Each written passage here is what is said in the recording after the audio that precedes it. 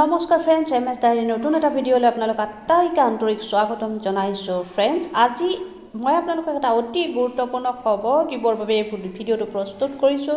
যিসকলে 2017-19ৰ ভিতৰত NISৰ পৰা DLED কৰি NC হৈ আছিলে, মাৰ্কশ্বিট চাৰ্টিফিকেটখিনি পাবলৈ সক্ষম হোৱা নাছিল, তেওঁলোকৰ বাবে আজি এটা বিগ ব্ৰেকিং নিউজ বুলি ক'ব পাৰি, এটা গুৰুত্বপূৰ্ণ আপডেট বুলি ক'ব পাৰি। আপোনালোকে এই ভিডিঅ'টো প্ৰথমৰ পৰা চাওক আৰু আজিৰ এই গুৰুত্বপূৰ্ণ আপডেটটো নেকি আপোনালোকে জানিবলৈ নিশ্চয় পাৰিব। ভিডিঅ'টোত মই স্ক্ৰীনত সকলোখিনি তথ্য আপোনালোকক দেখুৱাব বিচাৰিম যে আজিৰ ডেটত কি পদক্ষেপ লোৱা হৈছিল, কি এটা নতুন আপডেট আহিছে। আপোনালোকে জানি সুখী হ'ব, অসমত যদিও NC ক্ষেত্ৰত অসমৰ কেণ্ডিডেটে কোনো ধৰণৰ পদক্ষেপ হাইলাইট কৰিব পৰা নাই, তথাপিতো বাহিৰত য'ত উত্তৰ প্ৰদেশ, ঝাৰখণ্ড, কলিকতা, উৰিষ্যাত এইবিলাক ঠাইত কেণ্ডিডেটসকলে বিভিন্ন জোৰদাৰ প্ৰচেছ চলাই আছে। বৰ্তমান দেখা গৈছে বিভিন্ন সংবাদ মাধ্যমত আমি দেখিবলৈ পাইছোঁ যে আজিও তেনেকৈ এটা উৰিষ্যাৰ কেণ্ডিডেটসকলে বিশেষ পদক্ষেপ লৈছিল NC উইথড্ৰ কৰাৰ উদ্দেশ্যে, কেন্দ্ৰীয় মন্ত্ৰী ধৰ্মেন্দ্ৰ প্ৰধানক জনোৱাৰ উদ্দেশ্যে, লগতে কেন্দ্ৰীয় চৰকাৰক জনোৱাৰ উদ্দেশ্যে, যাতে এই 1.5 লাখ 2 লাখ কেণ্ডিডেটৰ NC উইথড্ৰ কৰি তেওঁলোকৰ জীৱন ৰক্ষাৰ ক্ষেত্ৰত এটা গুৰুত্বপূৰ্ণ পদক্ষেপ ল'ব পাৰে ভাৰত চৰকাৰে। সেই উদ্দেশ্যে উৰিষ্যাৰ কেণ্ডিডেটসকলে বিভিন্ন সময়ত বিভিন্ন পদক্ষেপ লৈ থকাৰ মাজতে আজি আটাইতকৈ এটা গুৰুত্বপূৰ্ণ পদক্ষেপ লোৱা দেখা গৈছে, যাৰ বাবে মই দেখি নিজেও সুখী হৈছোঁ আৰু আপোনালোকেও দেখি নিশ্চয় সুখী হ'ব, দেখি ভাল পাব, জানি ভাল পাব। মই আপোনালোকক স্ক্ৰীনত দেখুৱাম যে উৰিষ্যাৰ কেণ্ডিডেটসকলে আজিৰ ডেটত কি এই গুৰুত্বপূৰ্ণ পদক্ষেপ লৈছে। আপোনালোকক মই এতিয়া স্ক্ৰীনত দেখুৱাব বিচাৰিম যে আজিৰ ডেটত উৰিষ্যাৰ কেণ্ডিডেটসকলে বিশেষভাৱে লোৱা এটা পদক্ষেপ, বিগ ব্ৰেকিং নিউজ, এটা নতুন আপডেট। আপোনালোকে চাই আছে MS ডায়েৰী, ভিডিঅ'টো প্ৰথমৰ পৰা শেষলৈ চাওক আৰু উৰিষ্যাৰ এই কেণ্ডিডেটসকলে আজিৰ ডেটত লোৱা এই পদক্ষেপটো আপোনালোকে চাওক।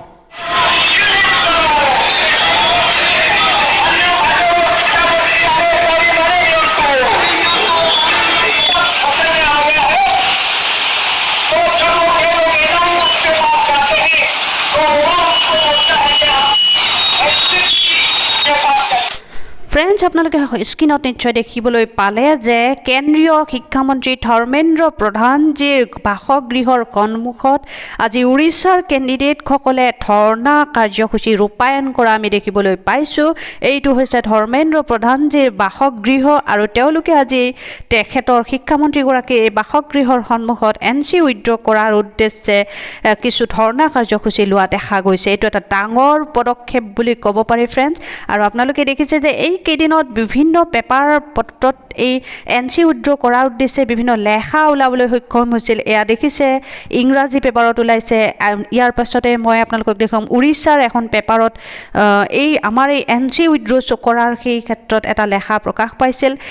এইকেইদিনত বিভিন্ন সংবাদ মাধ্যমত বিভিন্ন পেপাৰে পত্ৰই এই NC উইথড্ৰ কৰাৰ উদ্দেশ্যে যিবিলাক লেখা প্ৰকাশ পাইছে, আপোনালোকে দেখিছে নৱেম্বৰ 20 তাৰিখ 2021 ডেটত ইংৰাজী পেপাৰখনত বিভিন্ন ধৰণে এই NC উইথড্ৰ কৰাৰ উদ্দেশ্যে বিভিন্ন লেখা প্ৰকাশ পাবলৈ সক্ষম হৈছে। এনেধৰণে যদি লাগি থকা যায় আগন্তুক সময়ত NC উইথড্ৰ নিশ্চয়কৈ হ'ব ফ্ৰেণ্ডছ। আপোনালোকে এয়া নিশ্চয়কৈ এক আশাৰ বতৰা কঢ়িয়াই আনিছে সকলোৰে মনত।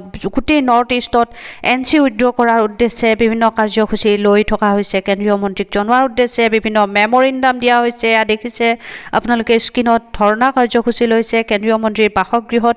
মই আপোনালোকক দেখুৱাম যে এই ধৰ্ণা কাৰ্যসূচীত তেওঁলোকে কি কাৰ্যসূচী লৈছিল, এই মই আপোনালোকক মেইন কথাখিনি ইয়াতে জনাব বিচাৰিম। হিন্দীত আছে, মই আপোনালোকক অসমীয়াত অনুবাদ কৰি দিম, আপোনালোকেও পঢ়িব পাৰিব। ইয়াতে লিখি আছে এডমিন प्रधान के घर पर शिक्षकों को प्रदर्शन शनिवार 20 नवंबर 2021 PNS। लालशेर पीड़ित शिक्षकों ने तालशेर में केंद्रीय शिक्षा मंत्री धर्मेंद्र प्रधान के आवास के सामने रैली निकाली और राष्ट्रीय द्वारा जारी अपने diploma in elementary education DLED को मार्कशीट से प्रमाणित नहीं NC टेक की हटाने की मांग की। मुक्त विद्यालय शिक्षा संस्थान NIS जो केंद्रीय शिक्षा मंत्रालय के अधीन कार्य कर रहा है, उन्होंने कार्यकर्ता एयर देवाशीष होटा के नेतृत्व में 85 किलोमीटर की बाइक रैली की। आंदोलनकारी शिक्षक ने कहा कि हालांकि उन्होंने 2 साल पहले DLED का कोर्स पूरा कर लिया है, फिर भी ई मार्कशीट में NC टेक के कारण प्रमाणीकरण से वंचित है। इस संबंध में उन्होंने न्याय की मांग की।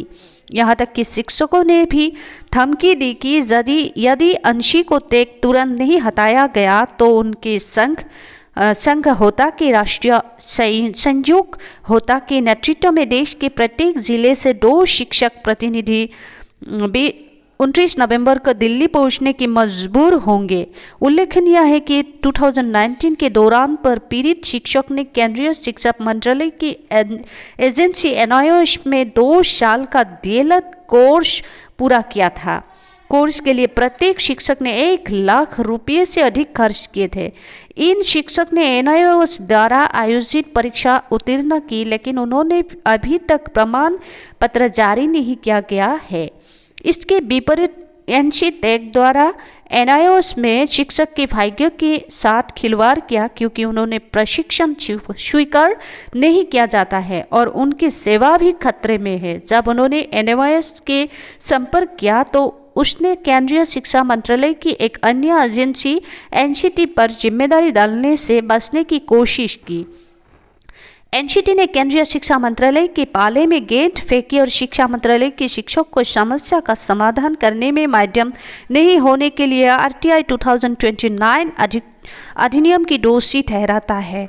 फ्रेंड्स, मैं आपनालोকক कम जे आपनालोके पढ़िब स्क्रीनत आछे सुंदरকৈ কথাখিনি खूब सुंदरকৈ 2017 পৰা 2019 ভিতৰত যিখিনি গাইডলাইন আছিল গোটেইখিনি গাইডলাইন ইয়াতে স্পষ্টভাৱে উল্লেখ কৰিছে। এই গাইডলাইনৰ আন্ডাৰত এই কেণ্ডিডেট সকলে যিমানখিনি টকা পইচা খৰচ কৰি DLED কৰিছিলে 1 লাখ টকা পৰ্যন্ত খৰচ কৰা বুলি ইয়াতে উল্লেখ কৰিছে। ইয়াতে যেহেতুকে গোটেইখিনি কথা উল্লেখ কৰি তেওঁলোকে দাবী জনাইছে নিশ্চয়কৈ পৰৱৰ্তী পৰ্যায়ত NC উইথড্ৰ কৰাৰ কাৰণে কেন্দ্ৰীয় চৰকাৰ মজবুৰ হৈ যাব বুলি আশা কৰিব পাৰি। আজিৰ দিনটোত এইটো এটা আটাইতকৈ গুৰুত্বপূৰ্ণ আৰু উল্লেখনীয় তথা বিগ ব্ৰেকিং নিউজ বুলি ক'ব পাৰি। আশা কৰোঁ ভিডিঅ'টো চাই আপোনালোকে ভাল পাইছে। পৰৱৰ্তী পৰ্যায়ত নতুন আপডেট আহিলে মই আপোনালোকক নিশ্চয়কৈ জনাম। চেনেলটো ছাবস্ক্ৰাইব কৰি বেল আইকন অল কৰি ৰাখিব। ধন্যবাদ।